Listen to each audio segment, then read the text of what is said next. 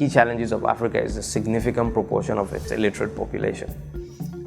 Whether they are educated and they finish secondary school, a lot of them still struggle to get jobs and compete as they move out there. Therefore, SME development, SME enhancement is very key.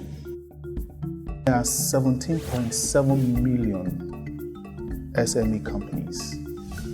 Now, if these companies can be supported and add capacity added to these companies such that each of them can employ one more person, you automatically create 17.7 million jobs, much higher than the government can employ or the big oil companies, much higher than anybody can add. What I find is actually that African business is incredibly savvy, incredibly, and even small businesses. When you're sort of above that hand-to-mouth existence, even an SME, they have a really keen understanding of what makes business work and what they need and where they can get it. If we have 16 million unemployed people, creating 17.7 million jobs will wipe that out.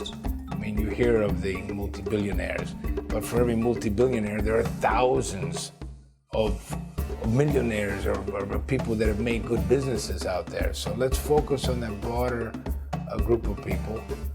Let's also then focus at all of the SMEs that are also rising. With the rising tide, everybody's coming up because the bigger companies need the smaller ones that might be supplying services, goods to them.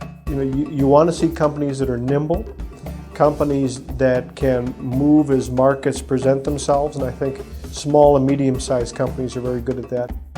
So as economies become more complex, the more room it allows to slice and dice people in the value chain. Everybody will pick up certain parts of the value chain. The more defined your position in the value chain, the more efficient you are.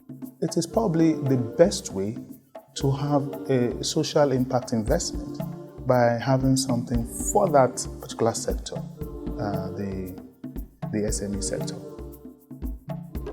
Well, this whole idea of impact investing is relatively new. It first started out as corporate social responsibility, which literally is philanthropy. Let's go buy soccer balls, let's build a school. That's really not what Africa wants.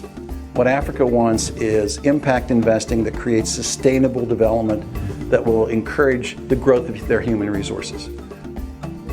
So we have an initiative called CWG 2.0, of course CWG being Computer Warehouse Group, which is our company. And what we're doing is to first and foremost look at how we can invest impactfully in building capacity into these SMEs.